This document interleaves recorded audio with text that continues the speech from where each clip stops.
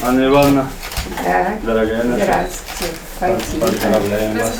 Спасибо. Район башлыгы Бейик Ватан сугышы ветераны Анна Моисеева йортында жеңүү күнү белән тәбрикләргә иң беренче аңа килә. Республика рәисе котлавын җиткереп бәйрәм бүләкләрен тапшыра. Анна Ивановнага 101 яшь 9 майны зур хөрмәт һәм горурлык белән каршы ала. Район ветераннар советы рәисе хәрби комиссар да җылы котлауларын ирештирде. Кунакларга яшь артистлар шигырьләрен бүләк иттеләр. Оннан соң Разыв Кәримов шәһәребезнең тагын бер өлкән кешесе ветеран Валентина Лыкова йортында булды. Ветеранның хәлләрен белешеп, якынлашып килүче бөек җиңү көне белән тәбрикләде. Приветствую вас, приветствую вас. Вот приехали поздравить вас. Спасибо. Леонид Мачтаков та 9 май бәйрәменә генә кия торган костюмнан орден медальләрен таккан. Кунаклар каршы алырга әзерләнә. Ветеран озак еллар шәһәребезнең куәтле предприятиесе булган ГРСта хезмәт куюы белән дә үрнәк безгә.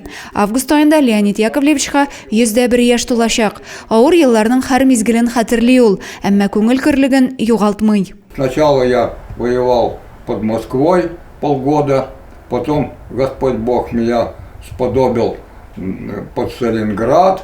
От Сталинграда я прошел всю Украину до Молдавии. Бүйек җиңү бәйрәме алдыннан Зәйнең тыл хезмәтчәннәре, концлагер тоткыннары барлыгы 209 өлкән кеше республика рәисе һәм район башлыгы бүләкләрен алачак.